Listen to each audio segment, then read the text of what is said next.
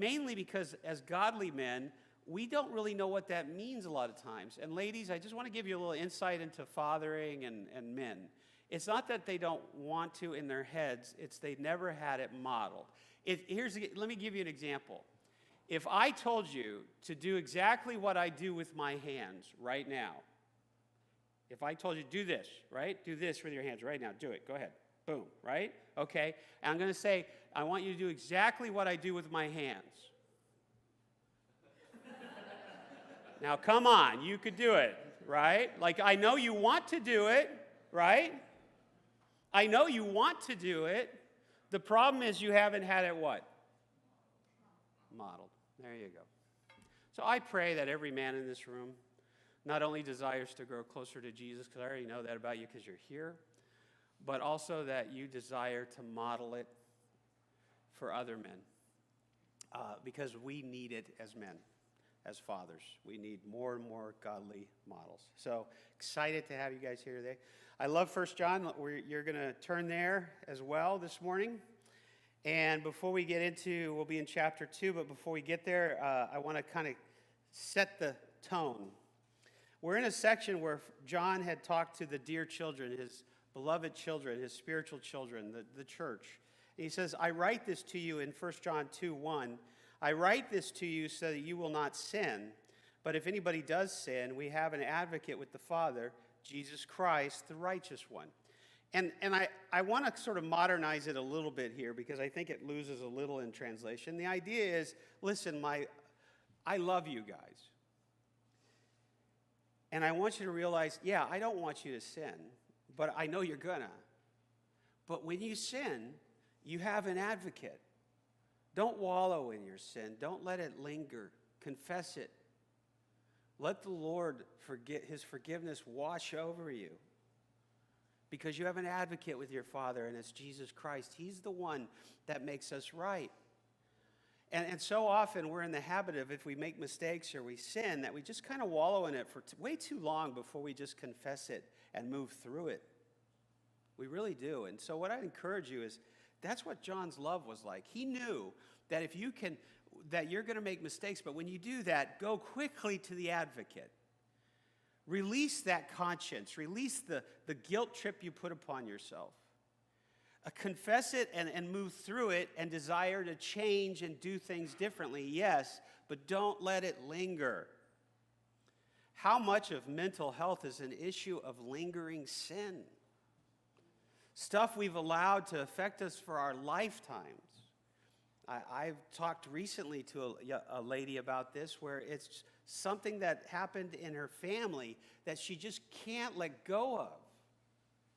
It's just this mental thing, and we have an advocate.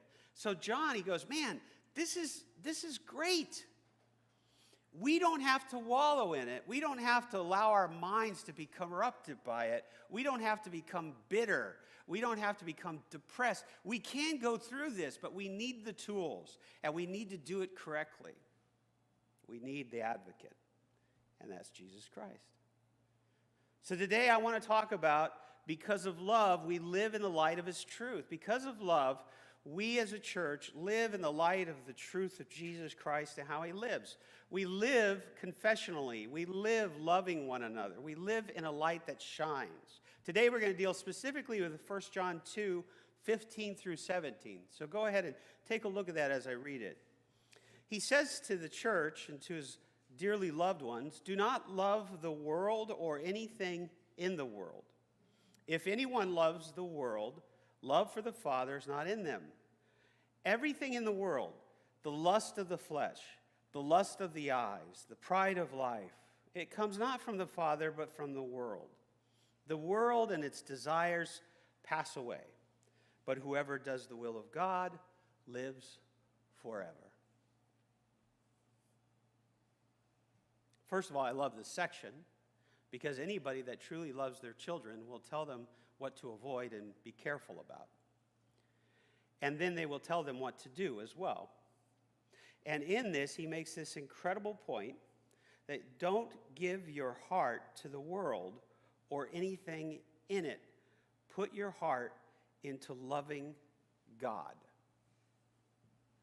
Don't put your heart into the world. Put it into loving God. You see, when he uses the word worldly or the world, he's talking about anything that relates to or is devoted to the matter that exists around us, the world that we're in, and its pursuits, rather than spiritual pursuits, the inner being, the inner unseen being, and the pursuits of the heart for the attitude of the heart so that we can live out lives with good attitudes. The best way I could find it is every Christmas we tell you this, but you have to understand this. We teach our children as fathers at Christmas when they're given a gift. If you gave your child a gift, hopefully as a good father, you would teach your child to love the person who gave it to them and enjoy the gift. You don't love the gift, you love the giver. Right? That's the heart. Now, just picture this. As the father who gives a good gift, you want them to enjoy it. There's no happier place for me than to give a good gift to my children and to see them enjoying it, right? But what I don't want is them to fall in love with the gift and out of love with me. Because it's totally the opposite reasoning of why I gave them the gift. I gave them the gift to show the depth of my love for them. Not that they would begin to love the gift and not the giver. The world, my friends, is God's gift to us. But so many people fall in love with it, and they forget the giver. And they fall out of love with the giver. God sits there and he says, listen, enjoy creation. Enjoy your summer, like I mentioned the thing. Enjoy going camping. Enjoy our times as a church together. Enjoy these things. But love the Creator. Enjoy the creation, but love the Creator, folks. Love the Creator of the universe. And one of the ways you can indicate that is there's several ways that I could tell you I know if somebody's loving the Creator versus the creation. So one example would be you guys love the Creator because you're here right now wanting to worship the Creator. Church. Then there's unseen ways that you could tell if you love the Creator over the creation. My wife and I went on vacation to Kauai because anybody like Hawaii? Who doesn't like Hawaii? Anyways, I'm not even going to ask the question. So because you all love Hawaii, we went there, and what was really enjoyable for me was we would get up in the morning and do a devotional looking at an ocean that God created. And we would be able to do a devotion and thank God for the incredible creation, and we went out into it and we enjoyed it. Enjoy the creation? Yes, but love the Creator. You see, there's a huge difference between me wanting my kids to have fun with their gift and me wanting a hug from my children where they just say, thank you so much, Dad, for that incredible gift. I love you so much. You see the difference? So don't give your heart to the world or anything in it. Put your heart into loving God. Could you sit there and say, I love God more than I love stuff? More than I love this planet and this world, I love God. He then makes another point in here that's fascinating. He says, don't give your heart to the world or anything in it, the lust of the flesh, the lust of the eyes, and the pride of life. He distinctly brings out three elements. And what's he talking about when he says the lust of the flesh, lust of the eyes, and the pride of life? He's talking about unhealthy desires, thoughts, words, actions, sexual sins, unnatural lusts, pornography. These are the things that make up the world out there that are around you, that tempt you as you leave here. Considerable part of this world is trapped in these things. And then there's the other ones he talks about: uncontrollable eating, drinking, gluttony, drunkenness, the excesses of life, the excesses, whether it's of wine or partying or rebelling or sensual pleasures. And he talks about pride. Pride is, for me, a huge one. Pride of wealth because of what you have, pride of prestige because of who you become, pride of popularity because of how many people follow you. on social media included. Pride of position, title, or education even. These are the things of the world that destroy your soul. Okay? And it's not that you can't have wealth or you can't have stuff and all this other. No. It's the attitude of the heart. When Jesus said, "Blessed are the meek, for they will inherit the earth," he was not instantly saying that rich people can't be meek or that poor people are all meek. He didn't say that. What he means is a meek person lives their life as though they own nothing. It is all God's. Blessed, you're the happy one if you get to a place where you realize everything you think is yours is his. And you give all things to him out of love for him. Blessed are the meek because they don't act like they own it and it's theirs. They realize who gave it to them as a gift and they love the giver. And he tells you why right here in the text. He says, because the world and its desires, guess what happens? They pass away. And we see that every day where people get excited about something and then the rush is gone, right? The latest iteration of software. Actually, that's not true. Most people hate the firmware updates and the software updates. And it used to be fun, and now it's just like, really, another one? What's going on, you know?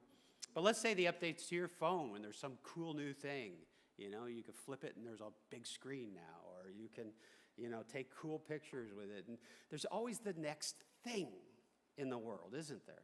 There's the lust of it. There's this, it's an insatiable thing, guys.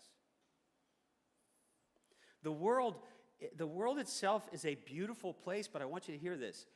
The world itself is a beautiful place, but it is not a good lover. It doesn't love you back. It doesn't fill your soul. It never was meant to. Was it meant to be enjoyed? Yes, it's a gift. In fact, for us, we were meant to take care of it. Original design, rule over, take care, subdue. This is yours. Take care of it. But we've corrupted original design. We fell in love with the lusts of the world and the lust of the flesh and the eyes and the pride of life. Protect your heart is what John's saying here because he loves you. John, I love this church. I love the church at large. I love believers. And what I would say is exactly what John is saying here. Protect your heart. Don't let the world capture your heart. And one of the ways you could do that is, again, back to that early morning.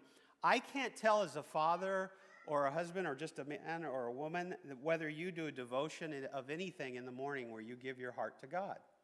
I don't know where your passion is in the morning. I'm not there to watch you, and honestly, that's not my job to do that. But I would tell you this, if you want to fall in love with God and enjoy the world, you would better set your heart and soul to him first before you move into the world, because the world has many lusts, but it's a terrible lover. Don't forget that. And John writes this because he cares. I care about you guys. I care about you too. I don't want you to destroy your lives. And if you're younger in the room, listen even higher of a degree because you have energy and youthful vigor and all these things hit you and you don't know what to do and they consume your time and your energy and your money and they easily just capture and pull you away from your first love. Don't forget. The world and its desires pass away. He brings another point out of this that I love as well. He says, don't give your heart to the world or anything in it. Put your heart into doing God's will. He gives you the way out of it, right? It's like, do God's will. God wants you to basically give him a hug in the morning, give him a big kiss in the morning and say, I love you, Dad, just like any father in this room would. It's interesting. When your children grow up, they start to detach a little. And as a father my favorite phase of my kids growing up, actually, there was a phase where as little babies, they just lay there. They're like a lump of whatever. And they only really do three things. They cry, and the cry indicates that they're either happy, sad, or they filled their drawers. One of those three.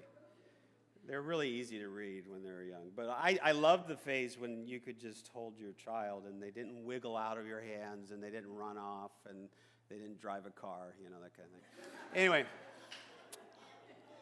I just loved it because that there's the intimacy, the closeness of just saying, I love you. And they wouldn't pull away from your love, right? They were just like, they couldn't. And then they get older and it's like, they're pushing away. I mean, you try to hug a teenager longer than 5 seconds and it creeps them out. And I look at my own life and I think, do I really love God? I mean, love, passion. Do you think the Father in heaven doesn't love it when you just sit with him and say, thank you so much? Where's the passion to your relationship? Don't give your heart to this world. See, God knows that if you do his will, it's eternal. Fall in love with him. Let me talk about his will a little bit. This is what I like about it. And let me ask you, do you think you really would love to do his will? His will is about reconciling relationships that are broken because he loves everybody. His will is about redeeming what we think of unredeemable. His will is about restoring things that were broken, recovering things that were lost, returning things that somehow were misplaced, renewing things that are so tired and weary. Many people need renewing right now, refreshing. And it's interesting, Randy Alcorn wrote a whole book about some of this stuff, but he said it's always the case that God always wants to return you back to your original condition and design. Do you know the original condition and design for us was a deep, intimate relationship with God, freed from sin, Adam and Eve in the garden, perfect. He always wants to bring you back to original design, right? And I love that about him. That's what every parent wants. We just want the best, right? But we know kids are going to go out and do whatever. But we'll be there for them. But the idea of reconciling, redeeming, restoring, recovering, returning, renewing, refreshing, notice they all have the "r" in them. And I love the point that Albert Wolters makes about this. He says, it is quite striking that virtually all the basic words describing salvation in the Bible imply a return to the original good state or situation. Redemption is a good example. To redeem is to buy free, literally, to buy back. The point of redemption is to free the prisoner from bondage, to give back the freedom that he or she once enjoyed. Where do you got to get back to? Some of us will say, I need to get back to just loving the Father in heaven. Some of you, as children and having parents, need to realize your parents really, more than anything that they want from you, is just love. The best thing you could do in the morning for a father, and guys, you can tell me if you're wrong, but have your kid come up to you, give you a big hug, and just say, I love you, Dad. I love you.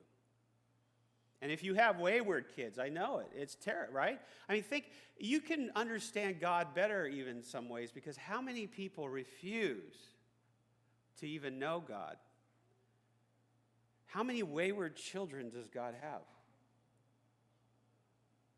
And yet he's there as their father, and he says, I love you and I want a relationship. Why do you pull away?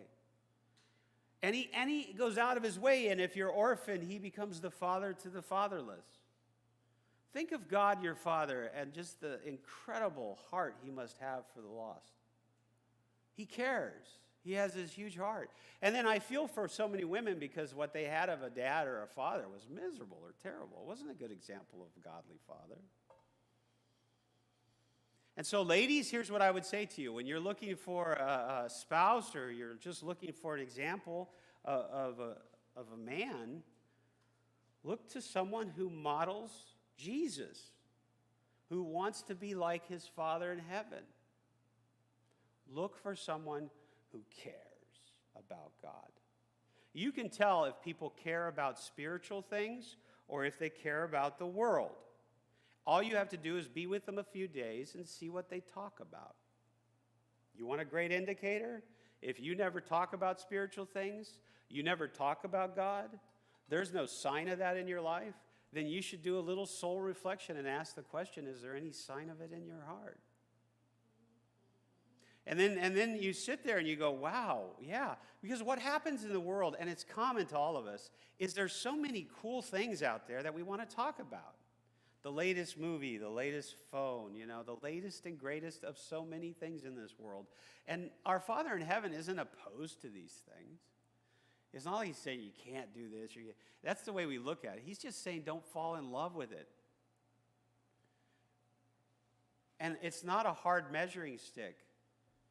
If you're on your phone 8 hours a day and you're with Jesus 5 minutes, who do you love? Is it rocket science? I don't think so. What you love comes out in what you do. And that's what he's getting at here, is John saying, don't forget your first love. Don't forget to love Jesus. Be aware of this, that the world is the tempter, the lust of the flesh, the lust of the eyes, the pride of life. But then what's really cool is a conclusion to this, is he's basically giving us this statement. Because of love, we can overcome the world and do the will of our Father in heaven. Because of Jesus giving us his Spirit, we can do the will of God. We can overcome the world. You see where I'm going with that? Isn't that cool? You can overcome addiction to the world, right? Whether it's alcohol or pornography or something else. You can overcome it. Why? You have to find a greater love. A love that will not be found in the things of the world. If anything, if you look to the world, look for the fingerprint of God. Yesterday, I was looking at this incredible tree, and I was talking to a gentleman who's not a Christian, but he's wrestling with, and I think he's trying to find a way there, but he was raised so many years without any faith. But I said, just look at a tree. He wasn't denying God even. He was just trying to figure out how to take all of his sins funneled through a long life, and how can God basically love me? He was doing soul wrestling, and I was just pointing to a tree. There are things in this world where they are undeniable fingerprints of God. And there are a lot of people who don't follow Jesus, but they sure believe in God. Why? Because it's kind of ridiculous to do the math on there isn't one. There's too much design. There's too much complicated and complex ideals and algorithms and biological mechanisms to just sit there and say, this just happened. But many people, they say exactly that. They'll run the reasoning with them. Talk to them. Love them. But what I'm saying is this. Find the Father in heaven and love the Father in heaven. And the only way you can understand that truly is through Jesus Christ. You remember Jesus' prayer was interesting at the very end before he went to the cross. He said, Father, he's praying, and it's in there, John 17 and after, a lot of verses. And he says, you know what? Everything you told me to say, I've told them. Everything that they need to know to live a godly life has been given to them, basically. And I don't want them to suffer, right? He basically said, I don't want to take them, I don't want to take them out of the world, but I want you to be with them in that world that they're going through. Why? Because in this world there'll be trouble, but take heart, who overcame the world? I'll be with you through this. I'll be with you through a pandemic. I'll be with you through personal chaos. I'll be there. But you have to have that time of being with me. Right? I don't know about you and what your father was like, and if you had a good father, here's what happens when you have a good father. When you have a good father and you're a kid and you've got some messiness going on and you feel uncertain about things and you're a little fearful because you're young and you're scared of things, and even when you get older, you're fearful and young. But when you turn to your father and you hug him, I remember as a little kid hugging my dad, and he was a wonderful man, but certainly had his issues. But I remember when I would hug him, feeling his strength, that I'm going to be okay because my dad's here. See? Our Father in heaven did not just give us this world, he created it. He didn't go to Target and buy it. He hand created, he breathed it and existed. He created us, he loves us. And even though we go astray, and you look at a neighbor and think, how could God love you? Or even people say, how could God love me? He does. Why? You're his creation. You're his baby. And you need to see through his eyes, everybody, including yourself. You need to see through his eyes. John, when he writes this, he's saying he loves you so much. Don't get sucked into loving the world. The world is a terrible lover. Love your Father in heaven through Jesus Christ your Lord, and let his Spirit grow. But dads, man, let's model that love to our kids. And let your kids know, I do want a hug. I do want to know you care. And yes, I'm going to give you things, and I don't want to spoil you. When you get my gift, don't fall in love with my gift. Fall in love with me. But enjoy that gift. Have fun with it. You see, that's kind of the Father in heaven that we know. Some of us have never run to him. If you don't know Jesus, I cannot express enough how you need someone you can love like that. That won't cheat on you. That won't suck you in looking beautiful and then on the other side of it be the ugly one. That's the world. That's the lust of the eyes and the flesh. Sucks you in and makes you think, wow. And then you get in there and it destroys your life. You need the Father in heaven, the unseen places, folks. You need to be able to close your eyes and pray to a Father who will be there in your soul. And people will say, but how do you do that? It's not right. Listen, folks, as I talk right now, your mind works 8 times faster, which means you've already thought of 7 other things besides what I'm talking about. The universe inside of you is bigger than the universe outside of you. If that is so true, which it is, how big is God in that universe? Because he not only created the one that you see, he created the one inside of you. He cares deeply. And he wants you to love him. He wants you to love him with all your heart, all your soul, all your mind, all your strength. He wants you to love him. So this Father's Day, kids, parents, all the above, if you want to do something good for dad, tell him you love him. If your dad's still alive and you need to call him, tell him you love him. If you had a miserably terrible dad, tell him I mostly love you. No, I'm just kidding. I know for some of you this is just wretchedly hard because fathers could be so on this earth, can be very bad. Pray about it. And even if it's just a prayer between you and God that says, God, I want to love my father even though he did some terrible things, that may be a start. Okay? But if you have a relatively decent father, give him a hug. Love them. Show them that love. Appreciate them. But do the same with your Father in heaven because he loves you more than you could ever imagine. Ever imagine. Let's pray. Father, we know that you love us because we have your Spirit. And even though the world gets chaotic and swims through all sorts of emotion, you're there for us when we just stop and we don't allow the world to become our love, and we turn to you, and we spend time with you, and we talk to you, and we learn of you in your word. You speak to us personally through your Spirit. You speak to us through your words of truth. And Father, we are just so grateful that you love us so much, and that you've given us things to enjoy, that you've created for us and said, enjoy these things. They're good. But so many things are falling around us, Father, that the very image of a good father has deteriorated for many of us. Help those who have a brokenness there to see you as who you truly are. Help those who are struggling to know you, to come to love you, that you love them greater than they may even love themselves. I know than they love themselves. And for us who follow you, that have your Spirit, that go through this summer, may we be the ones loving our neighbors and loving a family and friends and enjoying your creation and doing it because we're drawing from the well that is you. That our devotion and our passion and our first love is our love for life. That is you. And so may our hearts be yours, Father, and may our lives be yours. Use us to welcome new neighbors, to love others, even in this room today.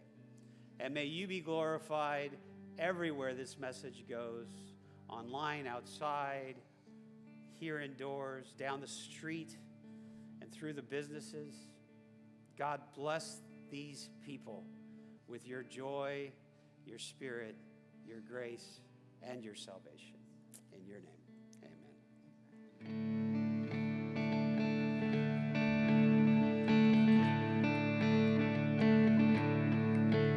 I was buried beneath my shame.